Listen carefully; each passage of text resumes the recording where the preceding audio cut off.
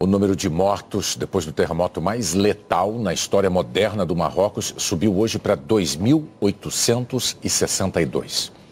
Os enviados especiais Bianca Rottier e Philippe Baitan mostram como as construções características da região agravaram as consequências do tremor. Logo cedo, saímos de Marrakech para pegar a estrada rumo às áreas ainda mais atingidas. O destino é Amizmiz, bem perto do epicentro do terremoto de sexta-feira, aos pés do Atlas, a cordilheira que separa o Mediterrâneo e o Atlântico do deserto do Saara. Eu descobri que uma brasileira mora em Amizmiz, ou morava. Nós vamos até lá para tentar conversar com ela. No caminho, as cenas já chamam a atenção. Esse é um exemplo grande de solidariedade. A gente está vendo um grupo, cerca de 10 motos. O pessoal está levando ferramentas bem simples para ajudar nas buscas. De repente, avistamos um sinal de esperança. O militar espanhol arranha um português e demonstra motivação. A equipe conta com cães farejadores, equipamentos modernos e bastante experiência. Até quando a gente pode ter esperança? Não temos um tempo limite. A gente tem que saber que a búsqueda é contínua, porque não se pode perder a esperança nunca. Mais adiante, vimos os primeiros acampamentos com gente que não pode voltar para casa. A Marwa, de 13 anos, contou que o pai a salvou e a mãe salvou o irmão. Estou em choque e com medo, porque ainda tem muitas réplicas. O governo não sabe quantas pessoas estão vivendo em condições assim. A Organização Mundial da Saúde estima que 300 mil marroquinos tenham sido impactados pelo terremoto. Seguimos adiante e paramos quando vimos uma grande fila para pegar doações. Para quem não tem onde dormir, colchões para deixar as noites menos desconfortáveis. Essa fila enorme é para conseguir ajuda. Ali atrás, as pessoas estão doando colchões. Essas pessoas são de Amizmiz, nosso destino de hoje. Amizmiz tinha cerca de 20 mil habitantes. Agora é praticamente uma cidade em ruínas. Todas as casas têm, no mínimo, vestígios do terremoto. Grande parte ficou completamente destruída. Tudo é tão instável que as autoridades proibiram os moradores de ficarem em casa. Só autorizou visitas rápidas para buscar pertences essenciais. E foi nesse cenário que conseguimos encontrar a brasileira. Olá! Michelle é casada com o Jamel, nascido e criado em Amizmiz. Se mudou para cá há 20 anos para trabalhar como guia de turismo, num local que antes era conhecido apenas pelas belezas naturais e pela cultura. Tem muitos vilarejos, aldeias, povoados, que ainda guardam suas tradições. Então, muitas casas são ainda feitas de barro. Por isso, essa grande destruição. Percorrer o antigo caminho de casa virou sinônimo de dor. Vizinhos morreram soterrados. Pessoas que eu conhecia, que eu via todo dia. É muito triste. A gente que tem filho, a gente fala, graças a Deus, conseguimos tirar os nossos. Mas as outras pessoas... Passamos por dezenas de construções destruídas. Aqui em Amizmiz, as casas que não desabaram, como essas, ainda têm pelo menos rachaduras, fortes rachaduras. Muitas ainda podem colapsar, como é o caso da casa da Michelle e do Jamel, que a gente vai conhecer já já, né?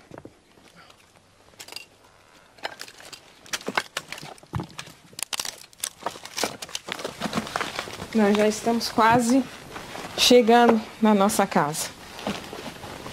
Essa aqui. É essa aqui. Por questões de segurança, não entramos.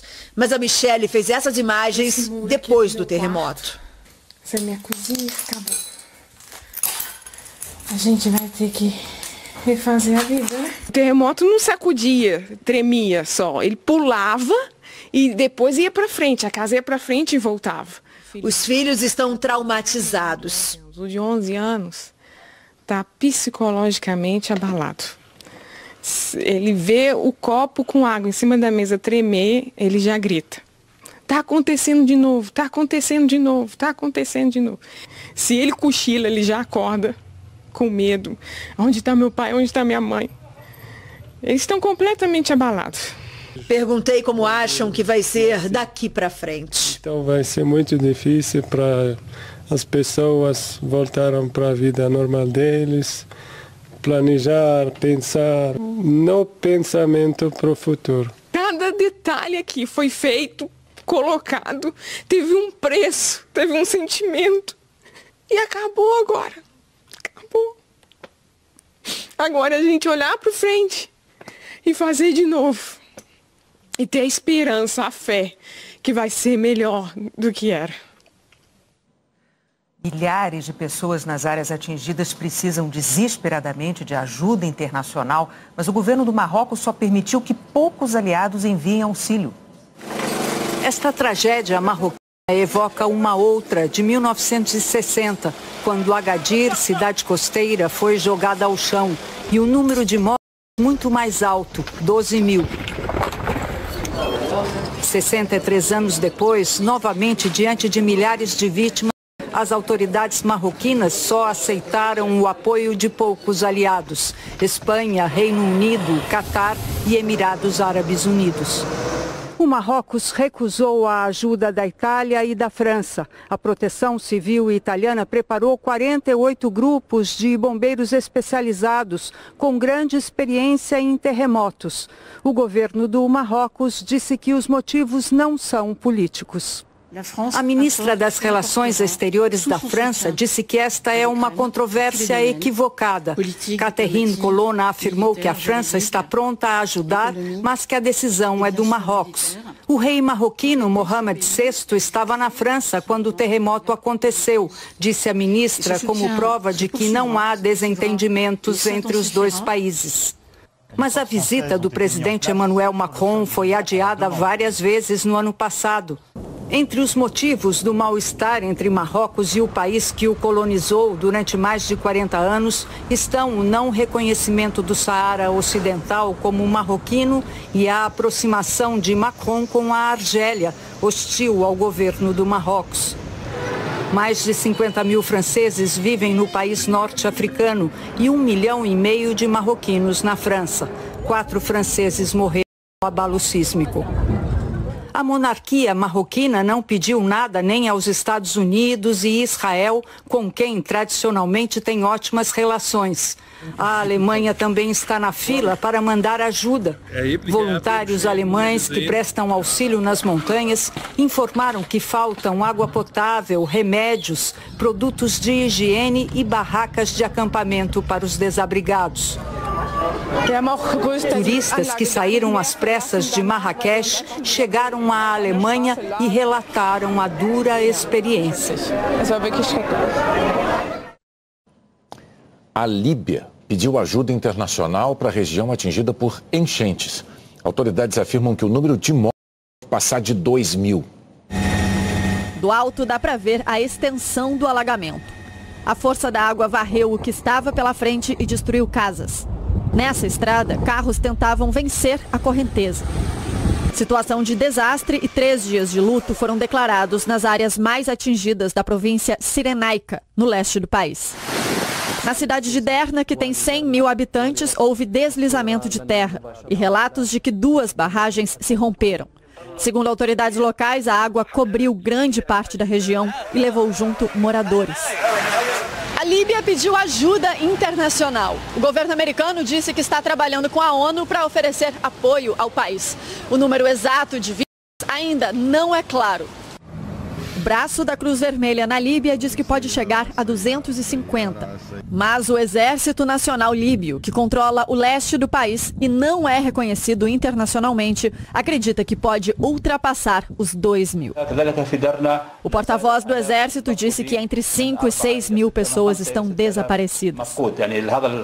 A tempestade Daniel atingiu a Líbia no domingo. Imediatamente, escolas e o comércio foram fechados. Antes de chegar ao norte da África, Daniel levou estragos à Grécia, Turquia e Bulgária. Agora a tempestade perdeu força e chegou ao Egito, onde autoridades estão em alerta. A seguir, um hospital de campanha atende os feridos nas enchentes do Rio Grande do Sul. Um hospital de campanha está atendendo a população atingida pelas enchentes no Vale do Taquari, no Rio Grande do Sul. A Força Nacional do SUS montou a unidade de saúde em Roca Salles, na madrugada de domingo. Equipes com médicos, enfermeiros e técnicos de enfermagem vão se revezar 24 horas por dia. Esse hospital hoje é capaz de fazer a estabilização dos pacientes dos casos clínicos de maior gravidade, para que depois eles sejam encaminhados à rede de saúde. Imagens de câmeras de segurança mostram o momento que a água começou a subir, na segunda-feira passada. Uma câmera instalada no Rio das Antas, na Serra Gaúcha, a 80 quilômetros de Mussum e Roca Salles, já mostrava o perigo a caminho. 1h30 depois, a ponte desapareceu. Todo o volume de água seguiu para o rio Taquari. Em Roca Salles, quando o rio transbordou, a água invadiu o único hospital da cidade. Pacientes em estado grave tiveram que esperar 2 dias na parte mais alta do prédio até serem resgatados. 5 eram idosos que estavam ligados a tubos de oxigênio. Depois da limpeza interna, os serviços de água e luz foram restabelecidos no hospital de Roca Salles.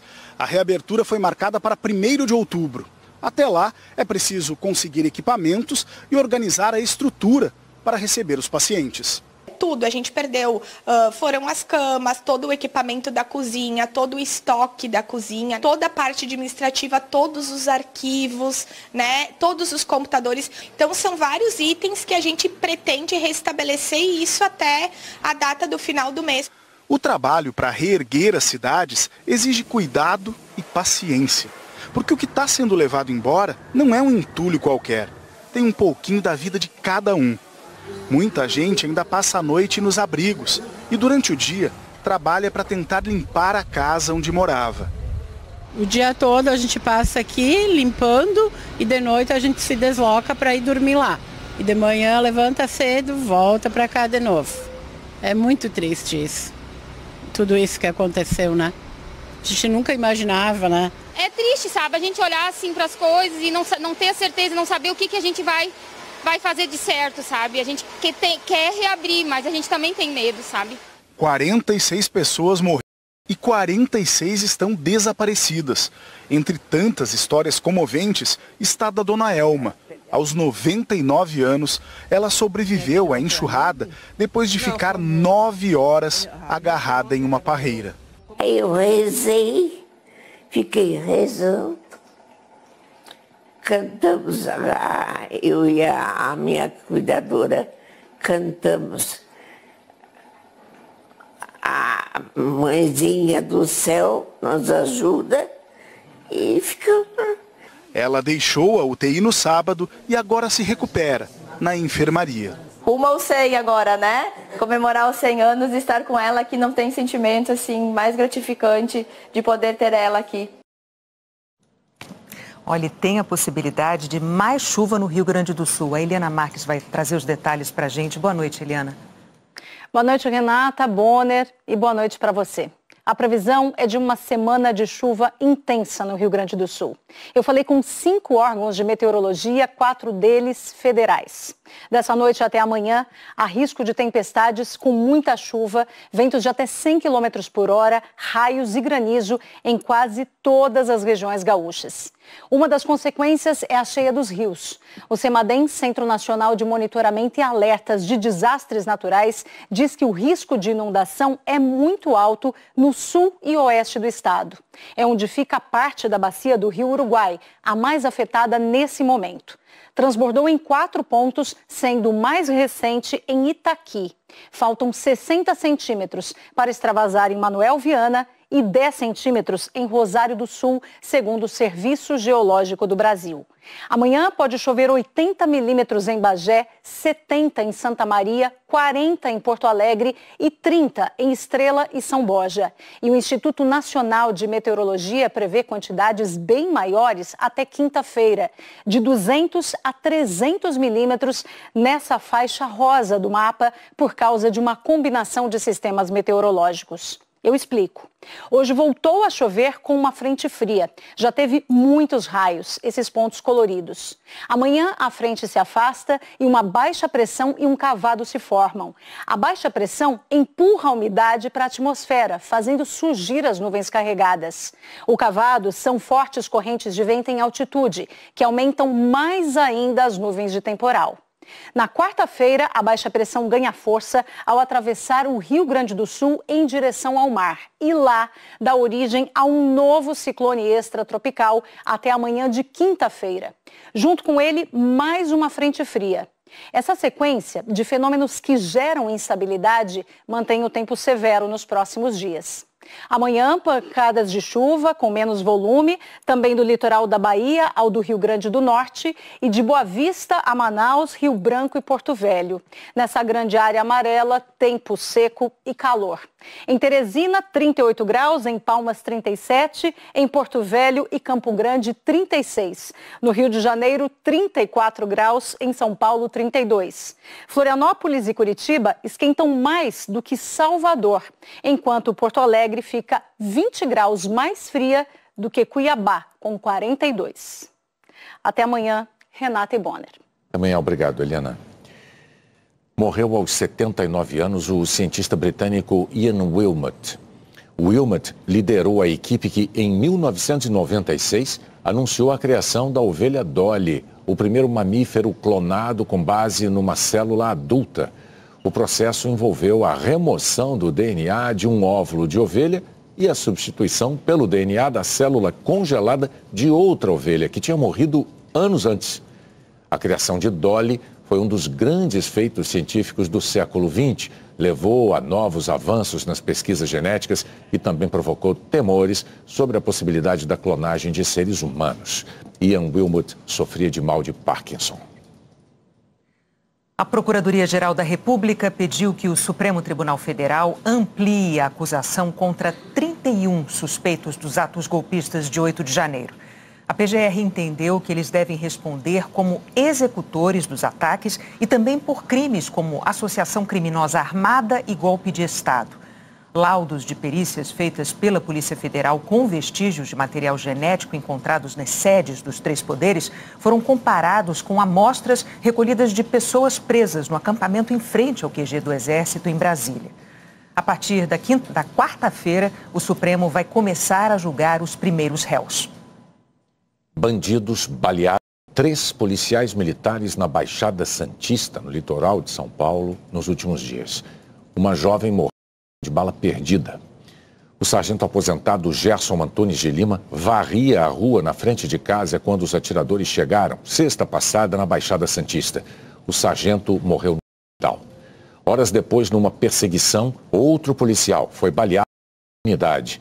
Ele está internado num hospital. No tiroteio morreu Min Alves do Carmo, de 22 anos, atingida por uma bala perdida. Policiais prenderam um suspeito.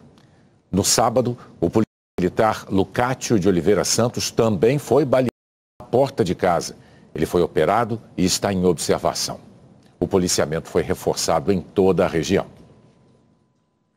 A seguir, o presidente Lula muda o tom sobre uma possível prisão de Vladimir Putin no Brasil. O presidente Lula mudou o discurso sobre uma possível prisão do presidente da Rússia, no caso de Vladimir Putin visitar o Brasil. Lula disse que isso caberá à justiça e não ao governo se Putin participar da próxima reunião do G20 no ano que vem. O Tribunal Penal Internacional emitiu ordem de prisão contra o presidente russo por crimes de guerra. Lula conversou com os jornalistas pouco antes de voltar para o Brasil. Ele ficou 4 dias na Índia, onde participou da reunião de cúpula do G20. O presidente destacou a importância do lançamento da Aliança Global de Biocombustíveis no sábado, que prevê incentivo à produção e consumo de combustíveis limpos, como o etanol, e lamentou a demora na conclusão do acordo comercial do Mercosul com a União Europeia. Temos que fazer uma reunião em que os presidentes estejam presentes para decidir. Sabe dizer quer ou não quer. Nós queremos ser tratados em igualdade de condições. Acordo comercial é uma via de duas mãos. Eu compro e eu vendo. Eu valorizo o meu e eles valorizam o deles. Nós temos que chegar a um ponto de equilíbrio. E, na minha opinião, a gente tem que chegar, nesse próximo mês, chegar a um acordo, ou sim ou não. Ou faz acordo ou para de discutir acordo, porque 22 anos ninguém acredita mais. Foram 20 anos de negociações até o acordo ser finalizado em 2019, mas até hoje ele está em revisão. Um dos entraves é uma nova lei do Bloco Europeu que vai proibir a importação de produtos de áreas que foram desmatadas depois de dezembro de 2020. Durante o G20, 17 países em desenvolvimento enviaram uma carta à União Europeia criticando essa lei que consideram inflexível. Na carta, eles afirmam que a lei estabelece um sistema unilateral de avaliação de risco que é intrinsecamente discriminatório e punitivo. Durante a entrevista, Lula também foi questionado sobre uma declaração que deu no sábado a respeito de uma possível prisão do presidente russo Vladimir Putin. Em entrevista a um site indiano, First Post, Lula afirmou que Putin poderia vir tranquilamente ao Brasil na próxima reunião do G20 no Rio de Janeiro ano que vem e que tentar prendê-lo aqui seria desrespeitar o Brasil. Em março, o Tribunal Penal Internacional emitiu ordem de prisão contra Putin por crimes de guerra na Ucrânia. Segundo o procurador do tribunal, Putin ordenou a deportação ilegal de centenas de crianças ucranianas para a adoção na Rússia. Criado pelo Estatuto de Roma em 1998, o Tribunal Penal é uma organização internacional para julgar indivíduos por crimes de guerra e crimes contra a humanidade, a agressão a um outro país e genocídio. O Brasil integra o tribunal com mais 122 países. Como signatários, todos têm obrigação de cumprir as determinações da Corte. Na conversa com os jornalistas, Lula voltou atrás em relação a Vladimir Putin. Disse que a decisão é da justiça. Não sei se a justiça brasileira vai prender. Isso que decide a justiça não é o governo nem o parlamento, é a justiça que vai decidir. Lula questionou o fato de o Brasil fazer parte do Tribunal Penal Internacional. É importante, eu inclusive quero estudar muito essa questão desse Tribunal Penal, porque os Estados Unidos não é signatário dele. A Rússia não é signatário dele. Então eu quero saber por que o Brasil virou signatário de um tribunal que os Estados Unidos não aceita. Por que nós somos inferiores e temos que aceitar uma coisa, sabe? Agora, quem toma a decisão é a justiça. No fim da entrevista, uma repórter perguntou o que Lula achava do acordo de delação de Mauro Cid, ex-ajudante de ordens do ex-presidente Jair Bolsonaro. Eu não sei o que está lá, sabe? Só sabe o delegado que ouviu e o coronel que prestou depoimento. O resto é especulação. Sabe? Eu acho que ele está altamente comprometido. Cada dia vai aparecer mais coisas e cada dia nós vamos ter certeza de que havia a perspectiva de golpe e que o ex-presidente estava envolvido nela até os dentes. Sabe? É isso que vai ficar claro. O tempo vai se encarregar. A reunião do G20 serviu também para consolidar a Índia como um gigante econômico e diplomático. Nem o caos do trânsito ou a paz dos templos. O que chama atenção para a Índia é da ordem dos dados, o investimento no setor de tecnologia. Na última década, a economia da Índia cresceu o dobro da média mundial E se em 2022 o PIB global teve expansão de 3,1% e o da China 3%, o da maior democracia do Oriente bateu os 7%.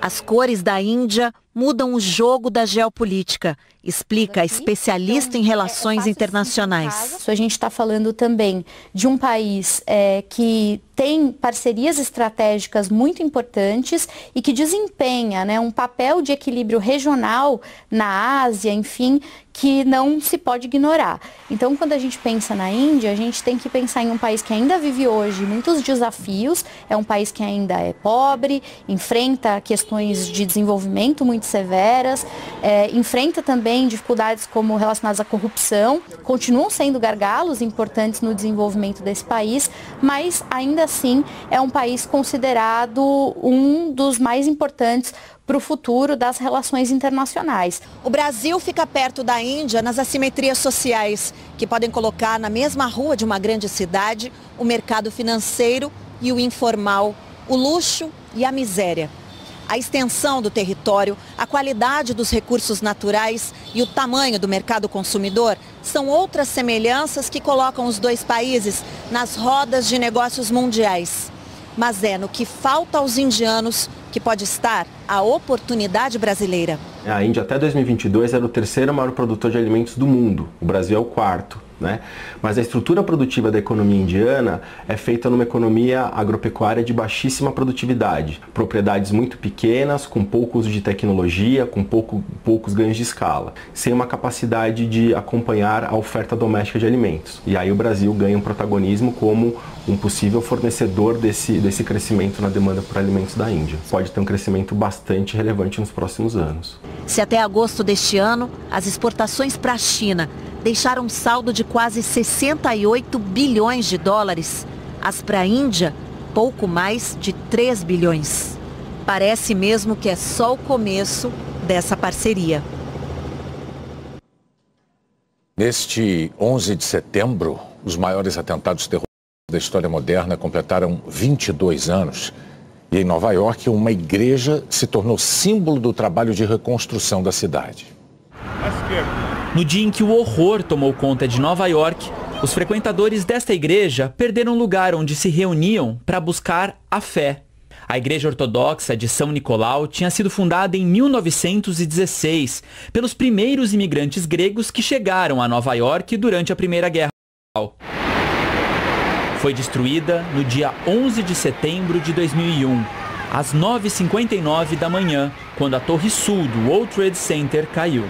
Quase um século de história acabou em poucos segundos. O novo projeto, inaugurado em dezembro, foi assinado por Santiago Calatrava. O arquiteto espanhol também projetou a estação reconstruída no local. A vista para o World Trade Center é impactante aqui da porta da igreja. E as lembranças do dia 11 de setembro de 2001 continuam também do lado de dentro, através das pinturas que homenageiam os heróis e as vítimas daquele dia trágico. A arte mistura passagens da Bíblia com os acontecimentos de 22 anos atrás. Aqui, bombeiros e policiais que trabalharam no 11 de setembro aparecem ao lado de Jesus Cristo. Do lado oposto, a pintura mostra São Nicolau, padroeiro dos viajantes, recebendo as vítimas no céu. Embaixo, a imagem da antiga igreja e das torres gêmeas pegando fogo. E no centro, em cima do altar, a Virgem Maria abençoa o atual horizonte de Nova York. Todo o mármore utilizado veio da Grécia. Parte dele é o mesmo tipo utilizado para construir a Acrópole, em Atenas, quase 2.500 anos atrás. Presente do governo grego. A reconstrução foi lenta, levou mais de 20 anos. Burocracias e o alto custo atrasaram a obra.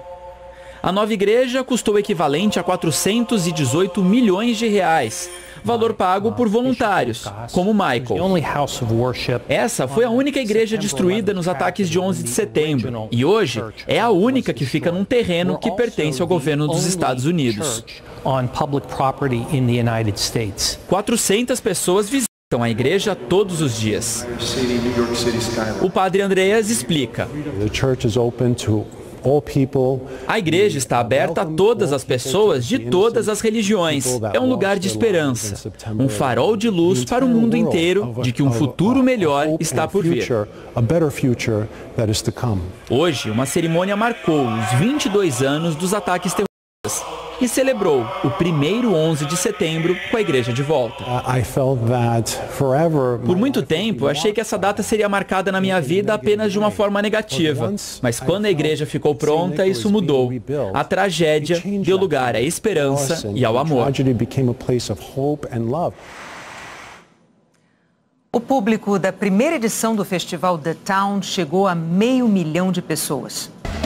O último ato teve um gostinho de bis. Mars voltou ao palco do The Town, mexendo os quadris e o caldeirão de funk, soul e pop. Mini Bruno Mars, é isso? Isso mesmo. Não é só sobre o look também, é sobre como que eu danço mesmo. Eu danço igualzinho. Ai, não quero ver. O cantor entregou tudo o que prometeu. E o funk, entrevistamos na semana passada. Domingo que vem estamos aqui pelo Bruno Mars, na grade. Também cumpriu a palavra. Bora aproveitar muito, gritar, cantar e ó, viver!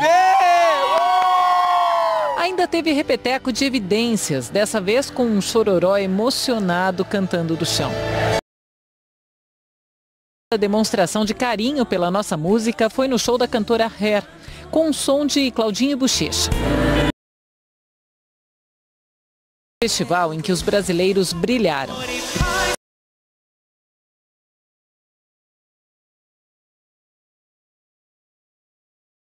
Construída em Interlagos, a Cidade da Música abrigou um público de 500 mil de pessoas durante todo o festival. É tudo muito lindo, isso aqui é inesquecível.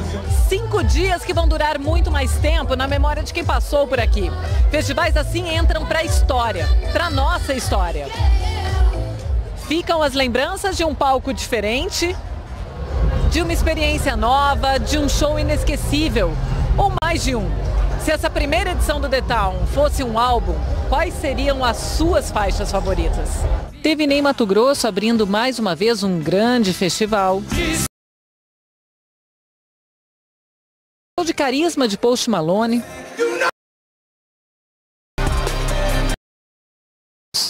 Demi Lovato, Luísa Sonza. Mila e Lulu Santos. Das parcerias com fãs no show do Ney-Yo. O coro do Foo Fighters, tão aguardado por aqui. É onde eu me recarrego, gosto disso, gosto, música é o que me move. O mês inteiro, o ano pode acabar já, tô feliz.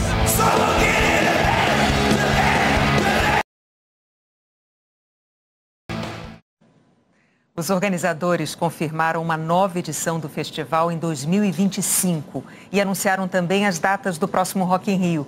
Começa em 13 de setembro do ano que vem e termina no dia 22. A seguir, a punição da FIFA a jogadores brasileiros envolvidos na manipulação de partida.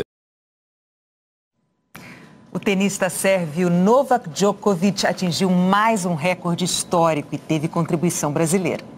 Parabéns. Parabéns. Obrigado. Fazer o quê se o maior vencedor da história do tênis é louco pelo Brasil? Novak Djokovic disse que o objetivo dele desde sempre foi ser feliz e vencedor, como Gustavo Kuerten.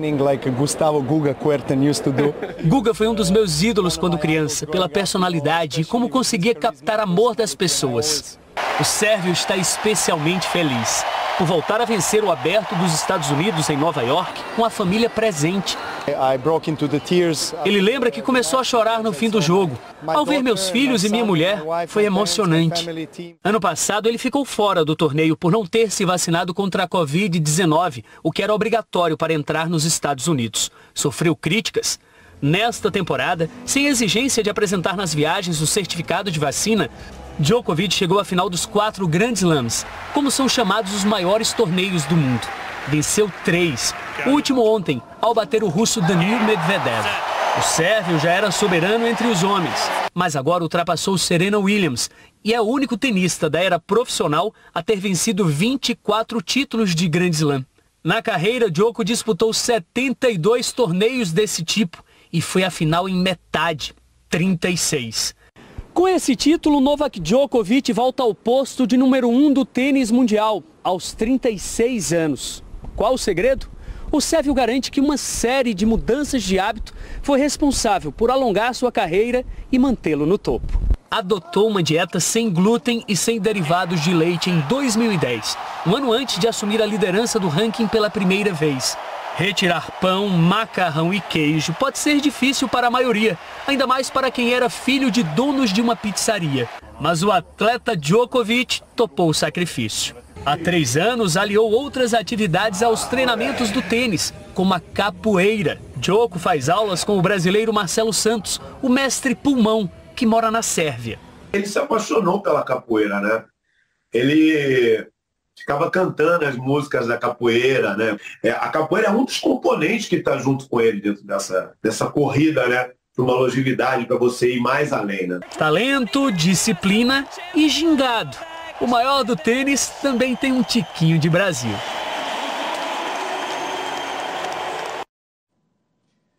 A FIFA ampliou para o mundo todo a punição imposta no Brasil a 11 jogadores envolvidos em manipulação de partidas. Matheus Gomes, Gabriel Tota e Igor Catatal já estavam banidos do futebol brasileiro por decisão do Superior Tribunal de Justiça Desportiva, mas agora não podem jogar nem fora do país. Outros 8 jogadores que tinham recebido penas de suspensão no Brasil agora estão suspensos no mundo todo. Os jogadores ainda podem recorrer. A seleção brasileira vai enfrentar a peruana amanhã pelas eliminatórias da Copa. Quem achou que o assédio à seleção tinha ficado em Belém, se enganou. Em Lima, na porta do hotel, também estava uma loucura. E o que a gente encontrou aqui, né, foi muito positivo, né, na porta do hotel, né, então a gente tem que estar preparado para tudo, né, quanto para o apoio positivo, quanto para a pressão negativa. Na primeira rodada das eliminatórias para a Copa de 2026, a seleção peruana foi a única que não perdeu jogando fora de casa. Empatou com o Paraguai. E nos últimos tempos, tem cruzado bastante o caminho dos brasileiros. Teve até disputa de título, como a Copa América de 2019. A gente sabe o quanto que é difícil jogar contra o Peru aqui, né? A gente sabe da rivalidade que tem com o Brasil nesses últimos anos. É uma seleção muito qualificada, a gente sabe da dificuldade que é uma eliminatórias. O trabalho do Fernando Diniz ainda está muito no início. Aqui em Lima, por exemplo, foram só 2 treinos. Como o tempo é pouco, a solução é aproveitar o que já deu certo. Repetição da estratégia, das palavras e do time que goleou a Bolívia por 5-1.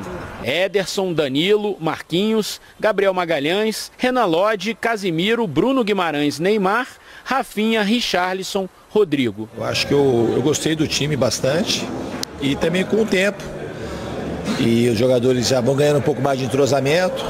E se começa a fazer muita troca, acaba perdendo um pouco do ganho que eles tiveram. Os dias da seleção aqui em Lima estão bem parecidos com os de Belém. Só falta o resultado ser o mesmo. A Globo vai transmitir Peru e Brasil amanhã a partir das 10h45 da noite, hora de Brasília. Hoje, depois de Terra e Paixão, tem Todas as Flores e Tela Quente. Boa noite. Boa noite, até amanhã. Fala galera, beleza? Aqui quem fala é o Diego, canal Diego Esportes. E tô chegando pra te avisar que hoje tem Avaí e Novo Horizontino pela 27ª rodada do Campeonato Brasileiro da Série B. E nesse vídeo você vai saber tudo sobre esse jogo. As principais últimas notícias da equipe do Avaí e também as últimas informações da equipe do Novo Horizontino. O Avaí, que vinha 3 jogos sem vencer e entrou na zona de rebaixamento, precisa muito vencer hoje ou até conseguir um empate para dormir fora do Z4. Já o Novo Horizontino, que vem de ótima vitória jogando em casa, vem em busca também de 3 pontos, porque vencendo, dorme na vice-liderança. Então, se você é torcedor do Avaí ou torcedor do Novo Horizontino, eu já faço o convite, se inscreva agora aqui no nosso canal, já vai deixando o seu like no vídeo para nos ajudar, ativa também o sininho de notificação para você receber os próximos vídeos, e comente aí embaixo o seu palpite, porque Avaí e Novo Horizontino se enfrentam na noite desta segunda-feira. às 8h30 da noite, no horário de Brasília, no estádio da Ressacada, em Florianópolis, em duelo válido pela 27ª rodada do Brasileirão da Série B. Com os resultados da rodada, o Avaí voltou à zona de rebaixamento da Série B. Agora, nessa partida, vai precisar pontuar se quiser sair do Z4. O Leão da Ilha precisa de pelo menos um empate para passar a Chapecoense na classificação. Em caso de derrota, a equipe seguirá no Z4. O Novo Horizontino perdeu apenas uma posição na segundona para o Guarani, mas não saiu da zona de classificação e ainda pode assumir a vice-liderança. Uma vitória do Tigre deixa a equipe com 48 pontos e em segundo lugar na tabela de classificação. Pelo lado aí do Avaí, para essa partida, o técnico Eduardo Barroca não vai poder contar com o Eduardo e o Wellington fora pelo terceiro amarelo, além de Denilson, que foi expulso na última partida e também acabou demitido por indisciplina. Por outro lado, Natanael volta após cumprir suspensão e Filipinho é dúvida para esse confronto. Então a provável escalação do Avaí hoje deve ter o Igor Bom, Roberto, Douglas, Cortez e Thales Olex, Xavier, Felipe Bastos e Rafael Gava, Natanael, William Potker e Gabriel Poveda. Já pelo lado do Novo Horizontino, o departamento médico do Novo Horizontino deu boas notícias a Eduardo Batista com a recuperação do zagueiro César Martins, do lateral Roberto e dos volantes Denner e Bruno Silva. Por outro lado, o atacante Léo Tocantins, que se lesionou diante do Ituano, está fora do restante da temporada. Com isso, Heverson deve voltar a atuar na ala esquerda, enquanto William Lepo, que retorna de suspensão, reassume a ala direita. No ataque, Ronaldo deve voltar a ser titular na vaga de Jenison. O camisa 9 entrou bem na última rodada e marcou gol. Os jogadores que se recuperaram recentemente devem ser utilizados aos poucos, de maneira mais gradual. Então, provável escalação do Novo Horizontino deve ter o Jordi, Liger, Renato, Adriano Martins, Heverson, William Lepo, Giovanni e Marlon, Ailon, Douglas Baggio e Ronaldo. Hoje, o Avaí é o 17º colocado, 26 jogos, 27 pontos, 6 vitórias, 9 empates, 11 derrotas, 22 gols marcados, 34 gols sofridos e um saldo de menos 12. Já o Novo Horizontino, 4º colocado, 26 jogos, 45 pontos, 14 vitórias, 3 empates, 9 derrotas, 32 gols marcados, 18 sofridos e um saldo de 14. Aí na próxima rodada, o Avaí joga fora de casa e enfrenta o líder Vitória, e o Novo Horizontino na próxima rodada em casa vai receber a equipe do Ceará. Então é isso, rapaziada. Desejamos a todos aí um ótimo jogo, que vençam o melhor, fiquem todos com Deus e até a próxima.